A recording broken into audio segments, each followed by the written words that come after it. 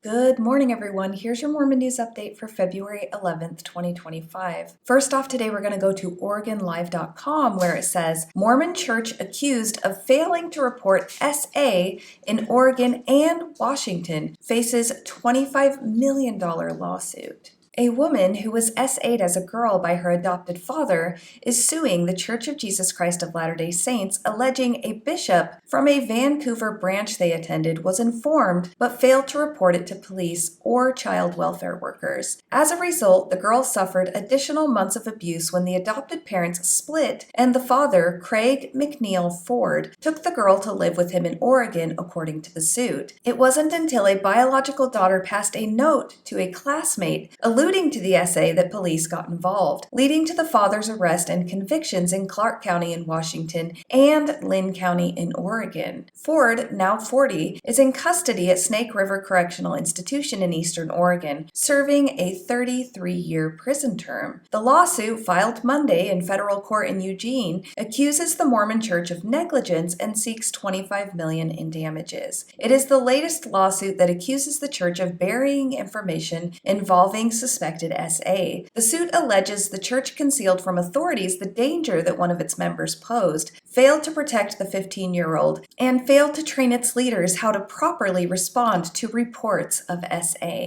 This case raises important questions about what appears to be continuing systemic and widespread failures by the Mormon Church in responding to reports of SA.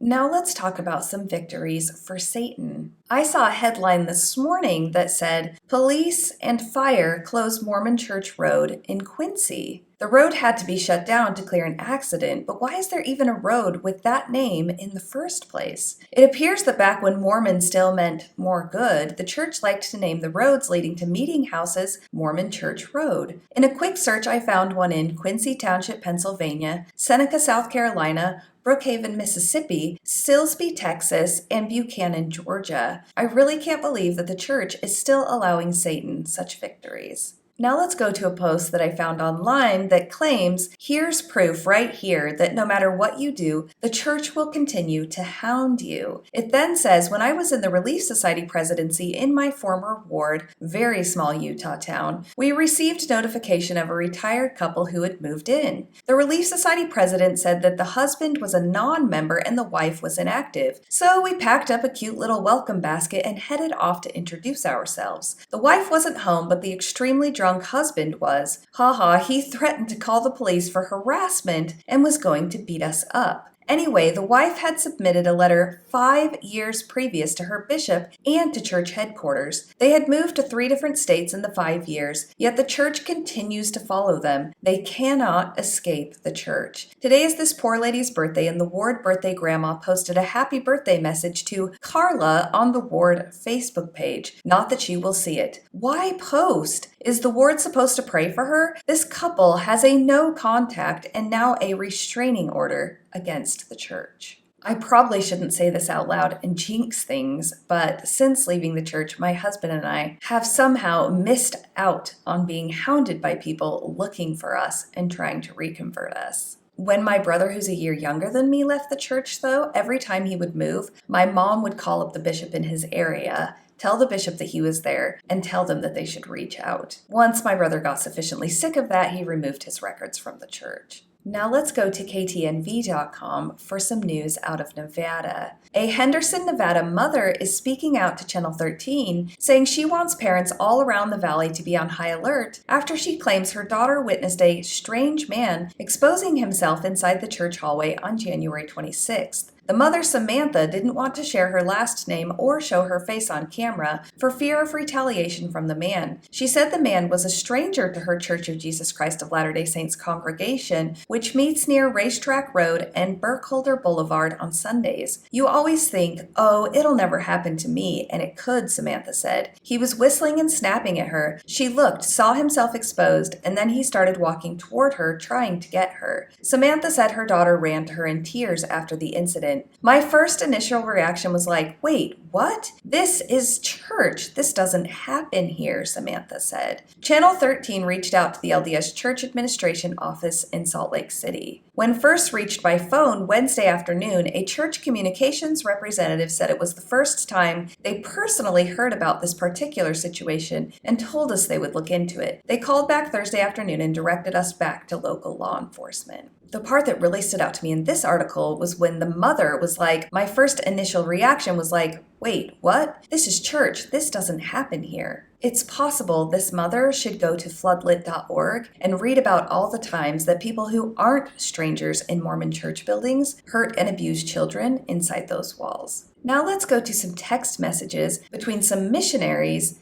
and a member. The missionaries say, hey, is this Sister Blank? This is some of the missionaries in blank. If you get a chance to call us back, that would be great. The member then responds, hello, I'm at work. Can you tell me what this is regarding? And the missionaries say, we have a friend, an 18-year-old boy who speaks ASL named blank. We were told you know ASL, and we were wondering if one day you'd be able to help us with a lesson. Do you know enough ASL to communicate gospel principles? To which the member responds, I work as a freelance ASL interpreter, so yes, I could. I'd be happy to send you my terms of services contract if you're interested in hiring me to interpret for your lesson. The missionaries then respond, as missionaries, we can't really hire anyone. We were just looking for some help to get our friend to understand the gospel. To which the member responded, I understand. Unfortunately, I no longer do pro bono work for churches with billions in the bank. This actually happens a lot in Mormonism. It happened to me over and over and over again. And I always felt like I had to offer my professional services for free. Why? Because when I went to the temple as a Mormon, I promised, and I quote, it is that you do consecrate yourselves, your time, talents, and everything with which the Lord has blessed you, or with which he may bless you, to the Church of Jesus Christ of Latter-day Saints.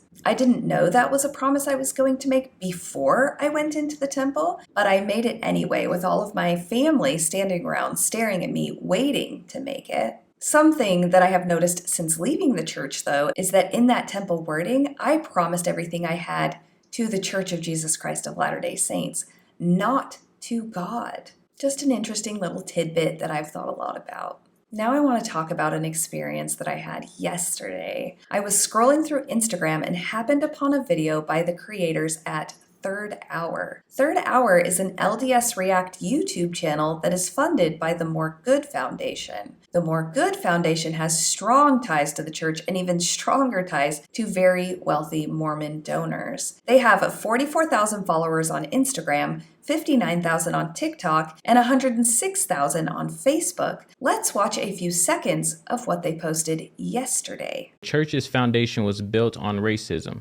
No true church built by God would have that foundation. Mia, is that true? Is what Scott D. Henry 31, is that true? No, not at all. I mean, I don't think we would have colored members at all if it were true. I agree. After people watched this creator, Mia, was then called out for using that offensive, outdated, racist word by a commenter who said, colored is a crazy way to describe people coming out of the mouth of a white person. To which Mia responded, what word would you have me use? After some back and forth, Mia apologized, saying, I am so sorry if I offended you. I did not know there was a difference in the phrases people of color and colored people. I should have known that. If I offended you, I am sincerely sorry. This video has since been taken down. Personally, I was bothered by Mia's apology. I don't like it when people try to apologize by saying, I'm sorry you were hurt, or I'm sorry I offended you. For me, it puts the accountability on the person who was hurt instead of the person who made the mistake and perpetrated the harm. It would be better and more sincere for her to say, I am so sorry I used that offensive word. I was wrong. I should know and do better, and I will make a point to educate myself. It kind of also bothers me that the video was taken down as if it was never there. This creator should post another video apologizing for not knowing that she was using a word that's incredibly offensive. I bring this up because I likely would have said the same thing at that age. My parents often used, and still use as far as I know, outdated racist terminology. My friend group in Utah, when I was a teen and in my early 20s, which was all Mormon, told racist jokes regularly. I did not understand how awful and offensive those actions were, and I am appalled that I ever participated in them. There seems to be a lot of Mormon youth, especially in areas where Mormons dominate the population, that are not well educated about racism or racist terms. Maybe this open offense from such a highly celebrated pro-Mormon content creation channel can open people's eyes a bit and spur some good conversations about being more educated and doing better. I really hope this creator can openly own her mistake and find a way to educate herself so she can do better in the future. And last up today, I want to read a quote, but it's going to be an entire paragraph from the book, But It's Your Family by Sherry Campbell. I think this paragraph highlights two things really well. Why some people go back to church after leaving, and why, when people don't go back, there is need for help and healing. Sherry is talking about toxic family relationships, and I think a relationship with the church can be viewed in the same way. Sherry says, one of the greatest challenges that stands in opposition to our healing is the need to feel validated, appreciated, and understood by those we love. What we all suffer from in coming from toxic families is a disenfranchised grief. We live with a grief that is not accepted or validated by society. Loss is one of the most common experiences that brings about grieving. Although this is often viewed as normal, there are times when grieving is disqualified. Cutting ties with one's family members is one of those instances, and I would like to add, leaving the church can also be. Sherry goes on to say, traditional forms of grief are more widely accepted, such as when a parent dies. When grief is not accepted, but rather viewed as something we brought on ourselves, there are few, if any, support systems to help us cope with our disenfranchised grief. Hardly anyone will validate a child's experience over that of a parent's, because so many people falsely assume that all parents or churches love and treat their children well. Many children and people who leave the church go unheard and disbelieved. Instead, we are told to change who we are so our parents or our church will be less angry. Then we are promised that life will be good for us. But in a toxic family or a toxic church situation, a child's or a former member's cooperation only further fuels parental or church manipulation. The good never arrives. And that's your update for today, folks. I absolutely hope you have the day that you deserve.